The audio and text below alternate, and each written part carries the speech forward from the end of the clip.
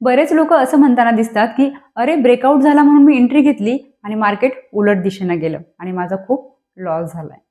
तर याचं कारण काय माहिती आहे? फेक ब्रेकआउट, ज्यामुळे बरेचसे रिटेल इन्व्हेस्टर जे आहेत किंवा ट्रेडर आहेत ते फसतात आणि आपलं कॅपिटल गमावून बसतात. तर नमस्कार मित्रांनो, आजच्या व्हिडिओमध्ये आपण बघणार आहोत की फेक ब्रेकआउट म्हणजे नेमकं काय, फेक ब्रेकआउट कसा ओळखायचा आणि त्याचबरोबर फेक ब्रेकआउटपासून आपण कशा पद्धतीने वाचू शकतो. तर व्हिडिओ शेवटपर्यंत नक्की बघा आणि हो, जर चॅनलला सबस्क्राईब केलं नसेल तर सबस्क्राईब करायला विसरू नका. तर सगळ्यात अगोदर आपण समजून घेऊया की फेक ब्रेकआउट म्हणजे नेमकं काय. तर बघा, एखाद्या स्टॉकच्या ज्या प्राइजेस आहेत त्या सपोर्ट किंवा रेजिस्टन्स लेवलला ब्रेक केल्यासारखं दाखवत आहेत आणि लगेच थोड्या वेळामध्ये त्या पुन्हा आत येत आहेत. बरोबर, म्हणजे आपल्याला ते दिसतोय सपोर्ट ब्रेक केला किंवा रेजिस्टन्स ब्रेक केला, पण ते जास्त वेळ तिथे थांबत नाही. त्या प्राइजेस लगेच काय होतात, ज्या लेवलला आहे त्या लेवलला येतात. याला म्हणतात फेक ब्रेकआउट. म्हणजेच मार्केट तुम्हाला रॉंग डायरेक्शन दाखवतं. रिटेल ट्रेडर काय करतात, रॉंग एंट्री करतात आणि इन्स्टिट्यूशन त्यांचा स्टॉप लॉस खाऊन मोकळे होतात. म्हणजे फसवणूक केल्यासारखा ब्रेकआउट असतो, म्हणून त्याला फेक ब्रेकआउट म्हणतात. आता फेक ब्रेकआउट मागचे कारण जे आहेत ते आपण बघणार आहोत. तर त्यामध्ये 3 मोठे कारण आहेत की ज्यामुळे आपल्याला फेक ब्रेकआउट दिसतो. त्यामध्ये सगळ्यात पहिला म्हणजे की जे मोठाले ट्रेडर्स असतात किंवा ऑपरेटर्स असतात, हे रिटेल ट्रेडरचा स्टॉप लॉस खाण्यासाठी प्राइजेस जे आहेत ते खालीवरती करतात. त्यानंतर बघा, लो व्हॉल्यूम ब्रेकआउट. बऱ्याच वेळेला काय होते की सपोर्ट रेजिस्टन्स जो आहे तो आपल्याला ब्रेक झालेला तर दिसतो, पण व्हॉल्यूम काय असतं, खूप कमी असतं. तर त्यावेळेला खूप जास्त शक्यता असते तो ब्रेकआउट फेक असण्याची. म्हणजे आपल्याला ब्रेकआउट सोबत काय पाहिजे, व्हॉल्यूम पण वाढलेला पाहिजे. त्यानंतर बघा, कधी कधी काय होते की एखादी न्यूज असेल किंवा ज्याला आपण इंट्राडे व्होलॅटिलिटी म्हणतो, म्हणजे अचानकच एखादी काहीतरी न्यूज येते किंवा ग्लोबल मार्केटमध्ये काही मोठी हालचाल दिसते. मग त्यावेळेला काय होते की ज्या शेअर प्राइजेस आहेत त्या थोड्या वेळासाठी खूप जास्त प्रमाणामध्ये बदलतात आणि आपण त्याला काय करतोय की त्या ब्रेकआउटला म्हणजे एक ब्रेकआउट समजून, स्ट्रॉंग ब्रेकआउट समजून एंट्री घेतात बरेच जण. पण त्यावेळेला सुद्धा काय होते की तो ब्रेकआउट फेक असण्याची शक्यता असते, कारण ते थोड्या वेळासाठी आपल्याला काय होतात, त्या प्राइजेस ज्या आहेत त्या ब्रेक झालेल्या दिसतात, सपोर्ट किंवा रेजिस्टन्स. तर असे हे कारण आहेत की ज्यामुळे आपल्याला काय होतं की फेक ब्रेकआउट दिसतो. आता सगळ्यात महत्त्वाचा मुद्दा म्हणजे फेक ब्रेकआउट कसे ओळखायचे.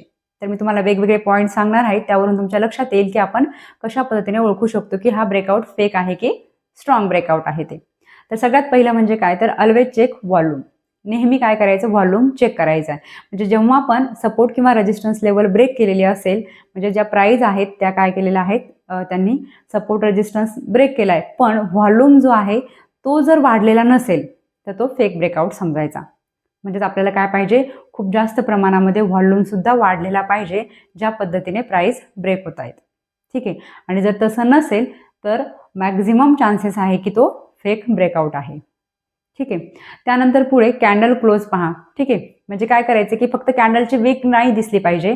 आपल्याला जी बॉडी आहे कॅन्डलची, बऱ्याच वेळेला काय होतं की कॅन्डलची विक दिसते आणि लांब दिसते आणि जी बॉडी असते कॅन्डलची ती सपोर्ट आणि रेजिस्टन्सच्या आतच बंद झालेली असते.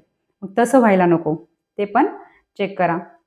त्यानंतर जर आपण पाहिलं तर टाइम फ्रेम जे आहे ते मिसमॅच होतं. म्हणजे काय होतं की आपण जर छोट्या टाइम फ्रेममध्ये जर प्राइस बघितला किंवा चार्ट बघितला तर आपल्याला ब्रेकआउट दिसतो, म्हणजे 1 मिनिट, 2 मिनिट किंवा 5 मिनिट. पण ते जर आपण थोड्या मोठ्या टाइम फ्रेममध्ये पाहिलं, 15 मिनिट किंवा 30 मिनिट, तर मग तिथे आपल्याला तो ब्रेकआउट दिसत नाहीये. मग इथे पण चान्सेस काय आहेत की फेक ब्रेकआउटचे आहेत. म्हणजे टाइम फ्रेम जो आहे तो थोड्या मोठ्या टाइम फ्रेमवरती पण बघायचं.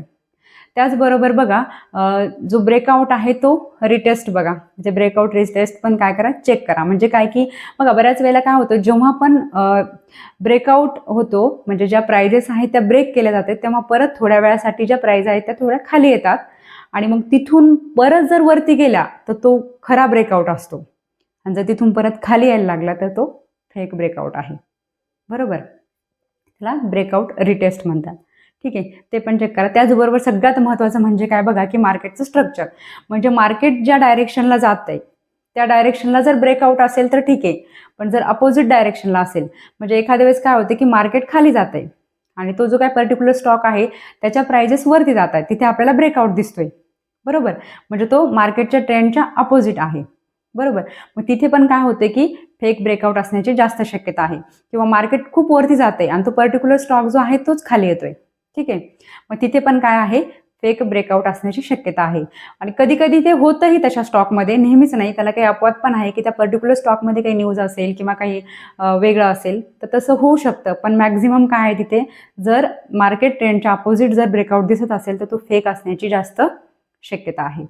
तर ह्या अशा गोष्टी आहे की ज्याच्यावरून आपण ओळखू शकतो की हा ब्रेकआउट फेक आहे का जेन्युइन ब्रेकआउट आहे ते. आता सगळ्यात महत्त्वाचा मुद्दा तो म्हणजे काय, तर फेक ब्रेकआउटपासून आपण कसे वाचू शकतो. तर बघा, ज्या गोष्टी मी तुम्हाला अगोदर सांगितल्या त्याच आपल्याला फॉलो करायच्या आहे. म्हणजे काय, तर ट्रेंड जो आहे त्याच पद्धतीने ट्रेड करायचा आहे. मार्केट ट्रेंडनुसार जर मार्केट वरती चाललं असेल तर त्याच डायरेक्शननं ट्रेड घ्यायचा आहे. जर मार्केट खाली जात असेल तर त्याच डायरेक्शननं ट्रेड घ्यायचा आहे.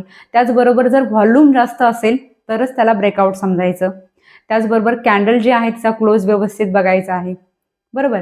आणि जर स्टॉप लॉस आपण लावत असेल ट्रेडिंग करताना, म्हणजे लावायलाच पाहिजे ट्रेडरनी, तर तो स्टॉप लॉस जे लोक म्हणजे सर्वसामान्य लोक किंवा इतर लोक जिथे स्टॉप लॉस लावतात त्याच्यापासून आपण थोडासा दूर स्टॉप लॉस लावायचा आहे. म्हणजे जर फेक ब्रेकआउट असेल तर आपला स्टॉप लॉस हिट होणार नाही आणि आपला लॉस होणार नाही. तर अशा काही गोष्टी आहेत ज्या आपण फॉलो करू शकतो आणि फेक ब्रेकआउटपासून वाचू शकतोय. आय होप तुम्हाला हे सगळे पॉईंट्स क्लिअर झाले असतील. जर व्हिडिओ आवडला असेल तर लाईक, शेअर आणि कमेंट करायला विसरू नका. आणि त्याचबरोबर चॅनलवर नवीन असाल तर चॅनलला सबस्क्राईब देखील करा. आणि व्हिडिओ शेवटपर्यंत पाहिल्याबद्दल धन्यवाद.